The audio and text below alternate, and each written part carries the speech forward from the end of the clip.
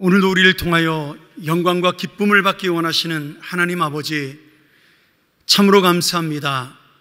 이 더운 저녁 금요일 주말에 우리가 하나님의 자리에 모일 수 있도록 도와주시고 세상이 아닌 기도의 자리에서 주님의 은혜를 만날 수 있는 시간을 주시니 너무나 감사합니다. 오늘도 말씀이 우리의 마음을 새롭게 하고 오늘도 주님의 뜻이 우리의 정수를 꿰뚫어 주의 은혜를 얻고 돌아가는 귀한 시간 되게 도와 주시옵소서. 우리 살아내실 청년부 70여 명의 귀한 청년들이 지금도 이 귀한 예배 시간에 함께 모여 기도하며 우리와 똑같이 말씀을 듣고 기도하는 시간을 갖고 있습니다. 아버지 하나님, 동일한 은혜가 내릴 수 있도록 도와주시고 성령의 충만히 함께하는 은혜의 시간 될 수 있도록 인도하여 주시옵소서.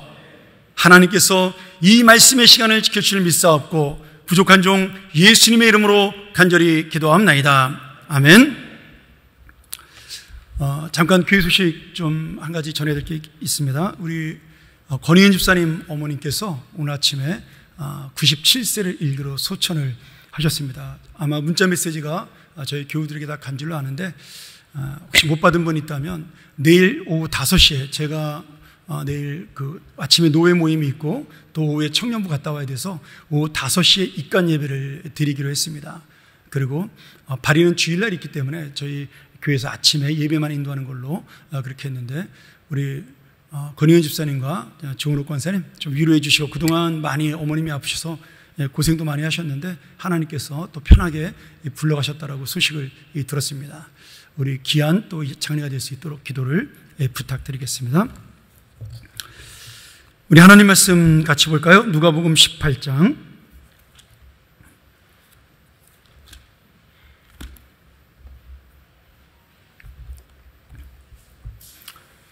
우리 1절부터 8절까지인데요. 한 절씩 교독하면서 오늘 주님께서 우리에게 주실 은혜를 함께 기대하겠습니다. 제가 먼저 1절을 봉독합니다. 예수께서 그들에게 항상 기도하고 낙심하지 말아야 할 것을 비유로 말씀하여 이르시되 어떤 도시에 하나님을 두려워하지 않고 사람을 무시하는 한 재판장이 있는데 그 도시에 한 과부가 있어 자주 그에게 가서 내 원수에 대한 나의 원한을 풀어주소서 하되 그가 얼마 동안 듣지 아니하다가 후에 속으로 생각하되 내가 하나님을 두려워하지 않고 사람을 무시하나 이 과부가 나를 번거롭게 하니 내가 그 원한을 풀어주리라. 그렇지 않으면 늘 와서 나를 괴롭게 하리라 하였느니라. 주께서 또 이르시되 불의한 재판장이 말한 것을 들으라. 하물며 하나님께서 그 밤낮 부르짖는 택하신 자들의 원한을 풀어주지 아니하시겠느냐. 그들에게 오래 참으시겠느냐. 같이 보죠. 내가 너희에게 이르노니 속히 그 원한을 풀어주리라. 그러나 인자가 올 때 세상에서 믿음을 보겠느냐 하시니라. 아멘.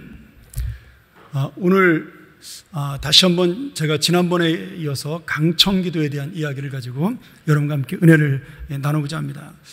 사실 오늘 제목은 강청기도를 들으시는 하나님이지만 원래 이 주제는 강청기도보다는 하나님 아버지가 우리를 사랑하기 때문에 우리의 기도를 들어주신다는 것이 더 핵심적인 주제입니다.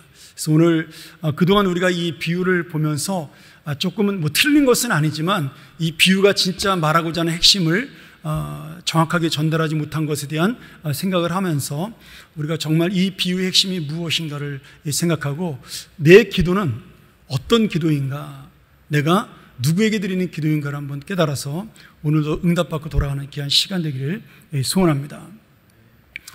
우리 청년부가 오늘 아침에 떠났는데 정말 많은 청년들이 거의 주일날 예배 나오는 청년보다 더 많은 청년들이 함께 또 수련회를 가게 되었습니다.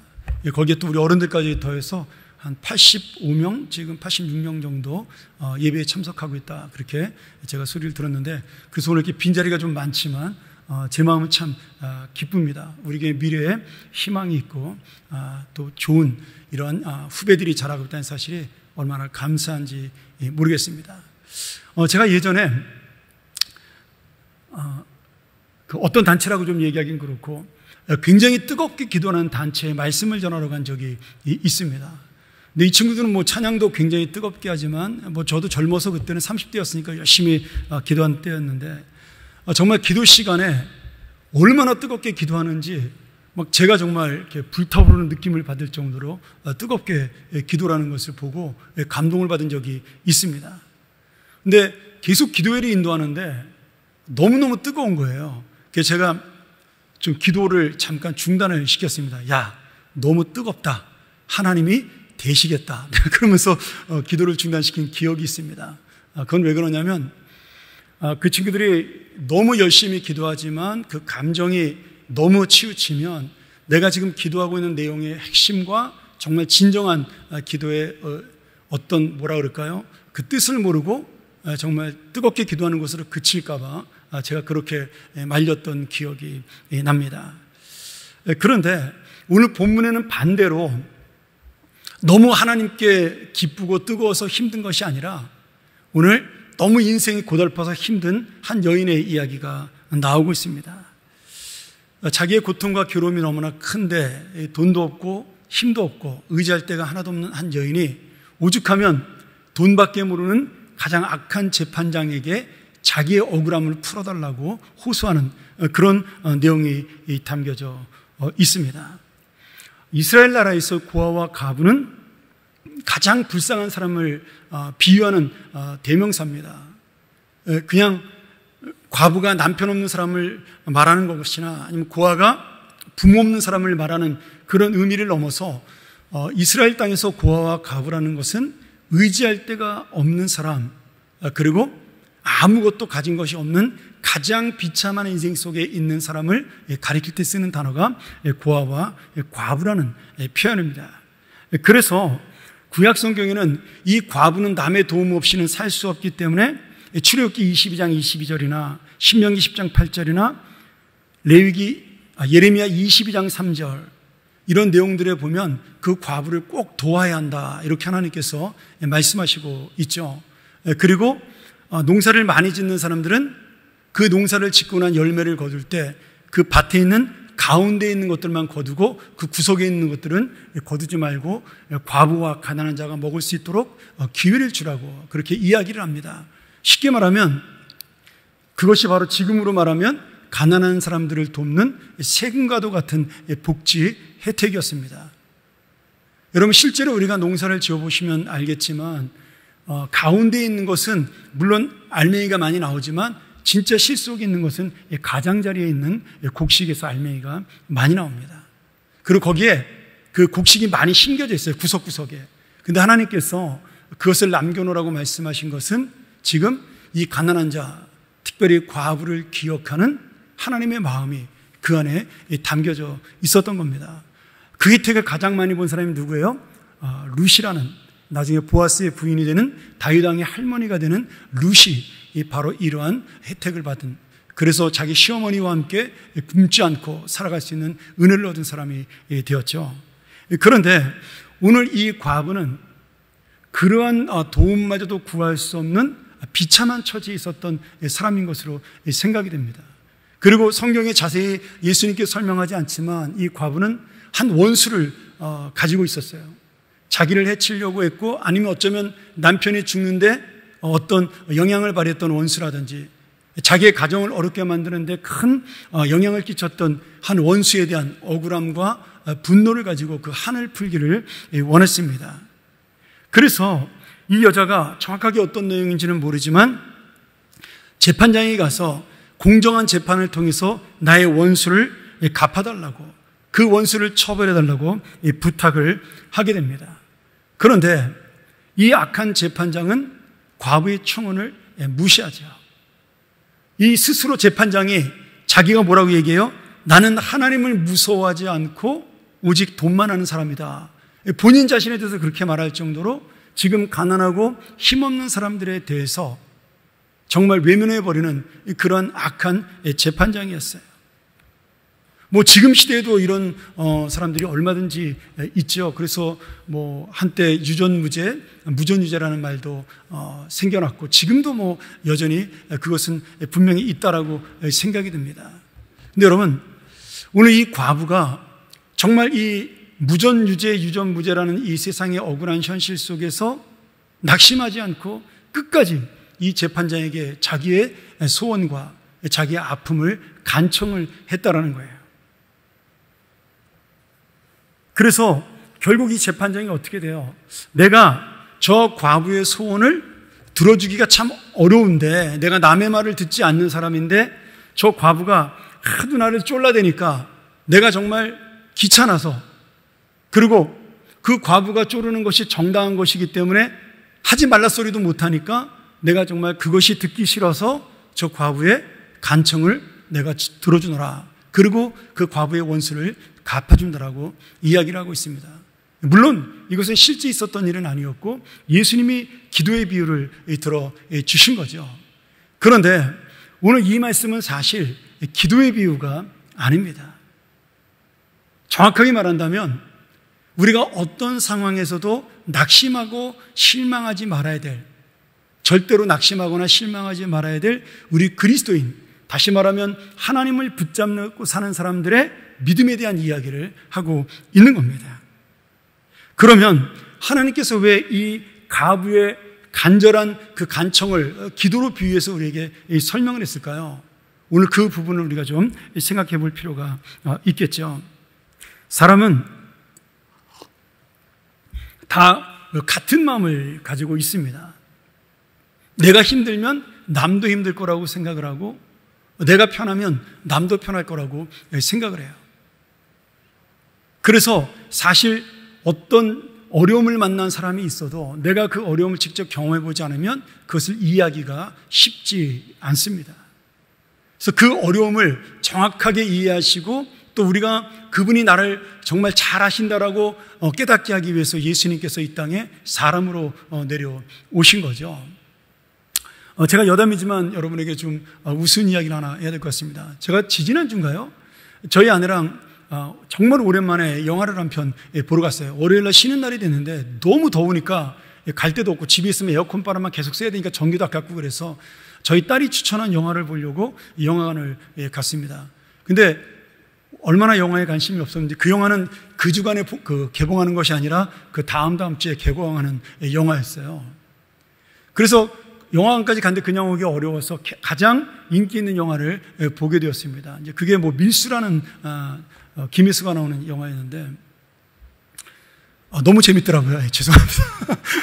생각 없이 그냥 시간을 때우려고 들어갔는데 진짜 재밌더라고요. 야, 이 우리나라에서 정말 뭐 아무것도 내용은 없었지만 이렇게 재밌게 만들 수 있었구나, 그런 생각이 들었는데, 근데 제가 그 영화가 좋았던 것 중에 하나는 내용이 좋아서가 아니라 그 영화 곳곳에 노래가 나오는데 그 노래가 제 마음에 너무 와닿는 거예요. 처음에 영화가 시작되자마자 그 예전에 제가 좋아했던 80년대 채원이 불렀던 앵두라는 노래가 나오더라고요. 믿어도 되나요? 당신의 마음을. 그래서 노래가 쫙 시작이 되는데 그때부터 막 감동이 오더라고요. 여러분, 이게 뭐냐면 그 시대를 알고 그리고 그 시대의 감정을 아는 사람이 느끼는 감동인 거죠. 아마 저희 딸아이가 그걸 봤으면 별로 감동받지 않았을 거예요. 그리고 그 시대, 80년대 초반의 시대의 옷차림이라든지 디스코 복장이라든지 뭐 그 시골의 다방이라든지 이런 것들이 저로 하여금 어떤 영화의 내용보다도 옛날 생각을 하게 만드는, 제 20대 때 생각을 하게 만드는 그러한 추억에 잠기게 했습니다. 여러분, 이게 뭐냐면 지금 기도라는 것도 우리가 하나님과 우리와의 감정이 맞아야 한다라는 거예요. 그래서 내가 기도할 때 내 감정이 하나님께 맞으면, 아니 반대로 하나님의 감정이 내게 맞으면 저에게 감동이 오고 응답의 기쁨이 느껴집니다.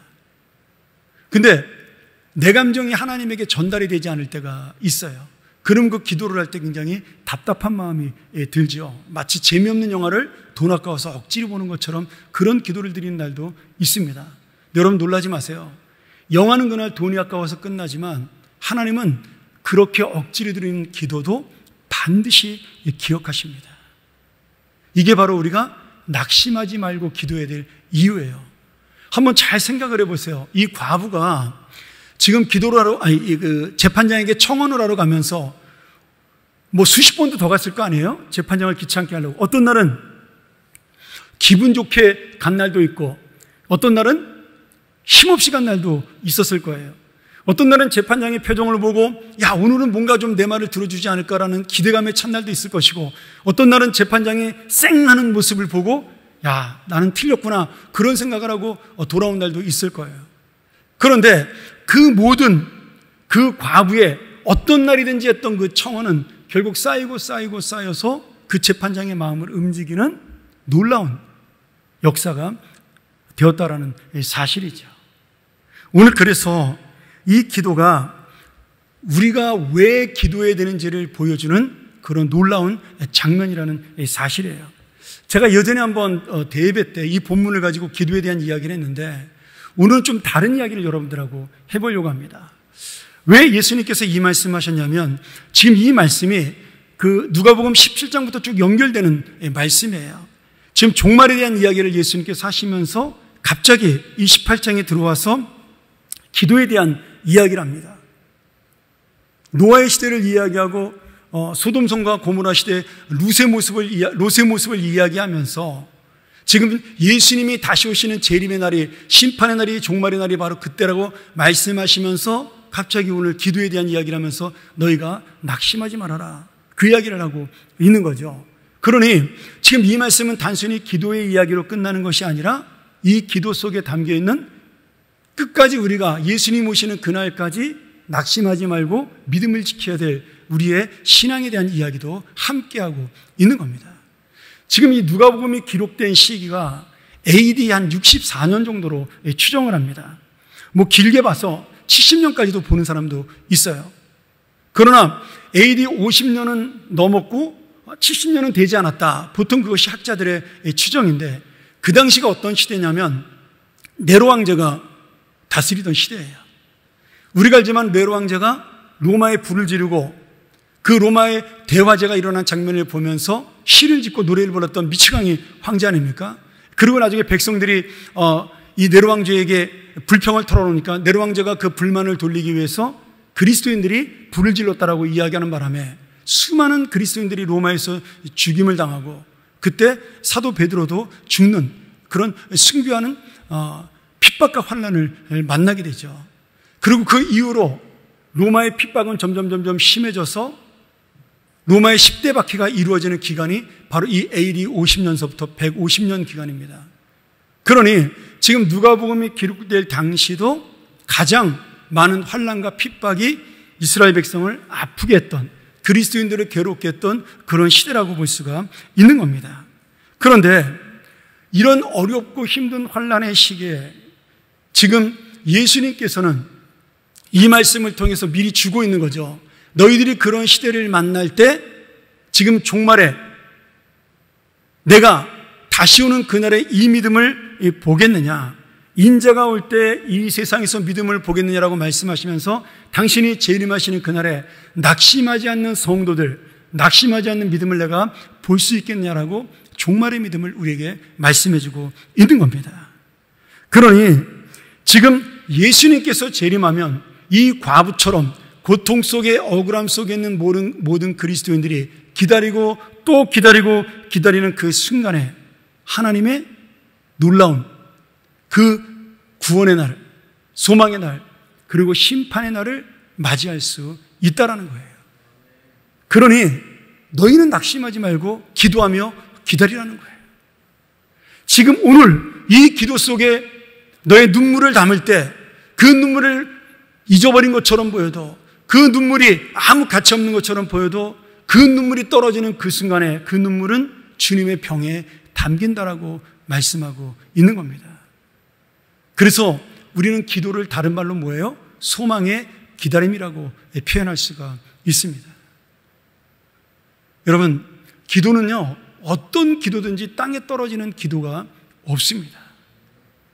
그래서 내 감정이 하나님께 전달이 된다는 느낌을 받아서 기분 좋은 날에 기도만이 응답받는 것이 아니라, 여러분이 낙심하고 힘들어서 아무 말도 하지 못할 만큼 엎드리는 그날이 되어도 그저 그냥 이 의자 앞에 고개를 숙이고 정말 눈물만 하염없이 흐르고 있어도 하나님은 그날도 여러분을 보고 계시다는 사실을 놓치지 않는 그런 귀한 기도의 용사가 되고 믿음의 용사가 되고 인내의 용사가 되기를 주의 이름으로 간절히 축원합니다.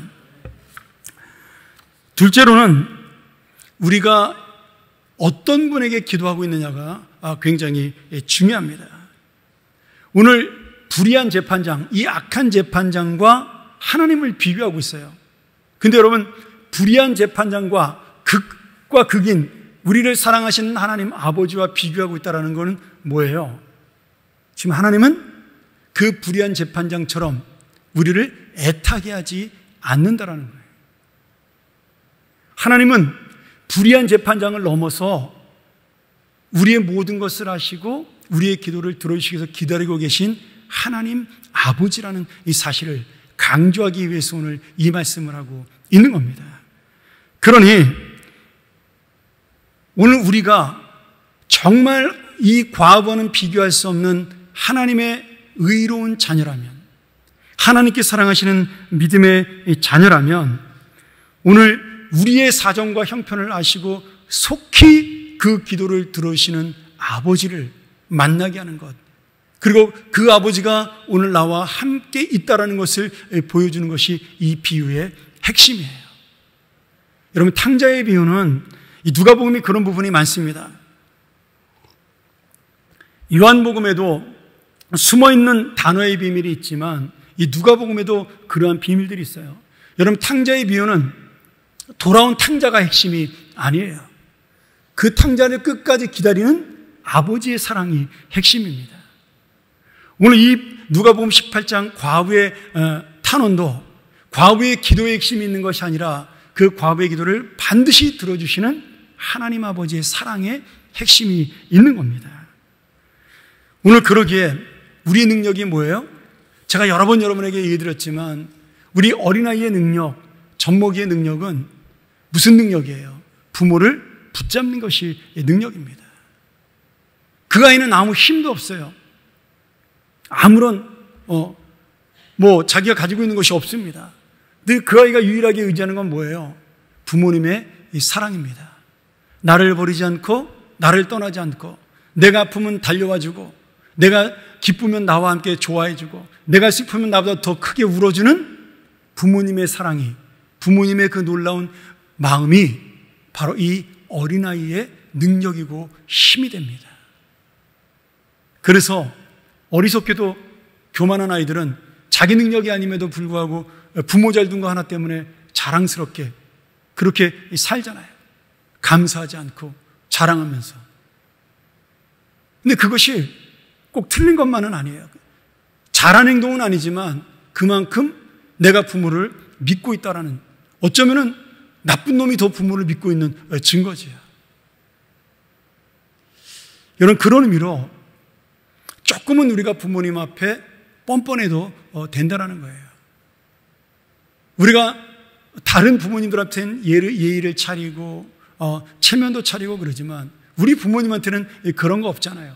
괜히 퉁퉁거리게 화를 내고, 우리 여기 고등바이들도 있지만 괜히 사춘기라고 짜증내고 엄마 아빠가 뭔 잘못이 있다고 거기 가지고 승질내고 막 그러잖아요.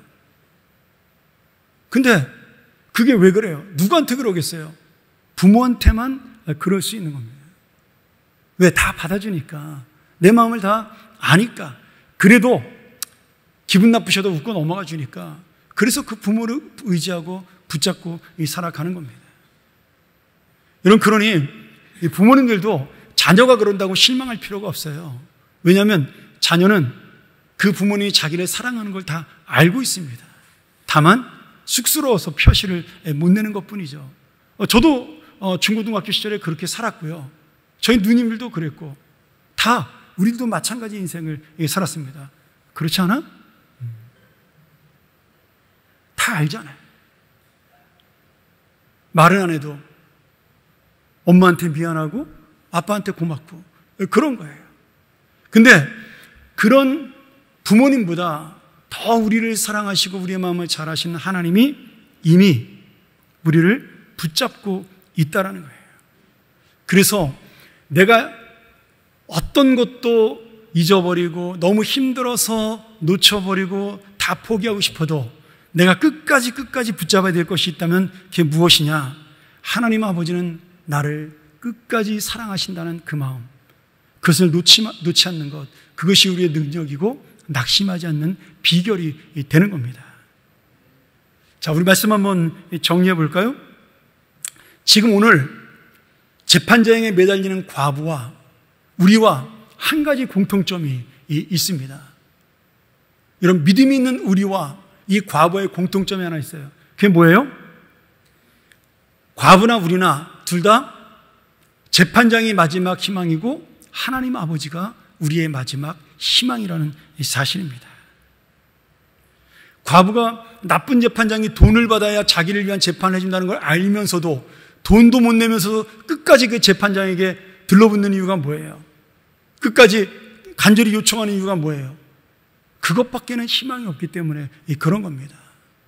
죽으나 사나 그 재판장만이 자기의 억울함을 풀어줄 수 있기 때문에 그에게 마지막 희망을 거니까 낙심할래야 할 수가 없는 겁니다. 네가 먼저 돈을 포기하나? 내가 죽나? 한번 보자.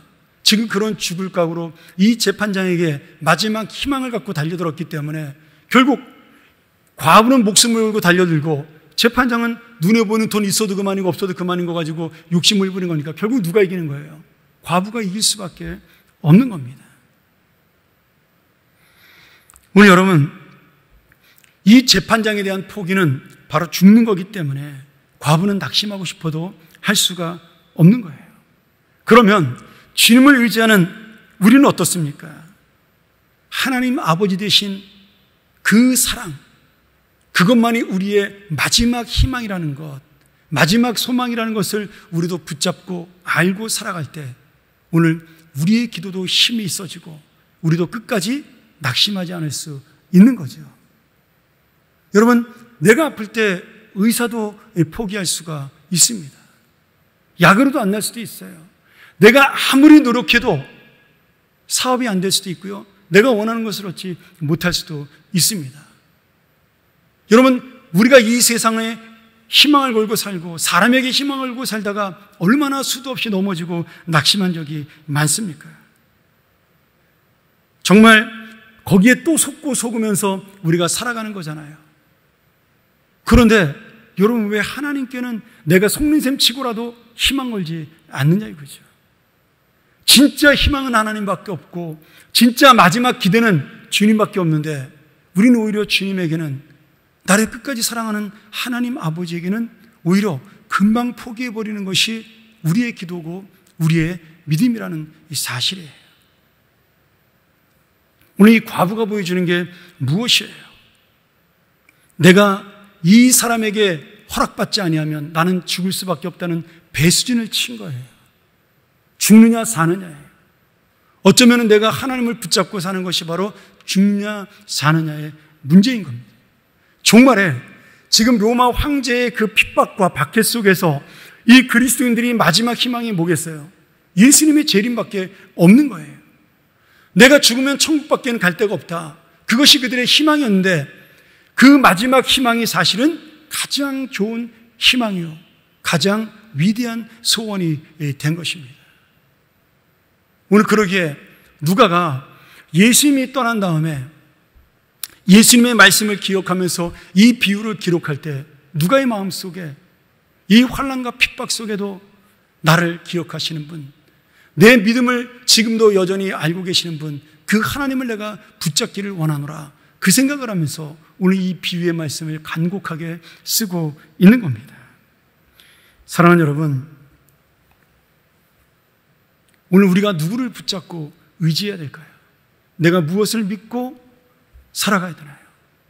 오늘 나에게 정말 믿음의 배수진, 소망의 배수진, 내 인생의 배수진이 내 뒤에 예수 그리스도요 하나님 아버지라는 사실을 내가 믿고 살아가는 것, 그것이 바로 오늘 우리의 능력이 되고 힘이 돼요. 오늘 이 강청기도의 능력이 바로 나의 능력이 되고 끝까지 견뎌나가며 그 주님의 응답을 기다리는 것이 바로 나의 힘이 되기를 주의 이름으로 간절히 축원합니다. 우리 시간 같이 한번 이 말씀 기억하면서 기도하기를 원하는데요. 우리 찬송 하나 부르고 기도할까요?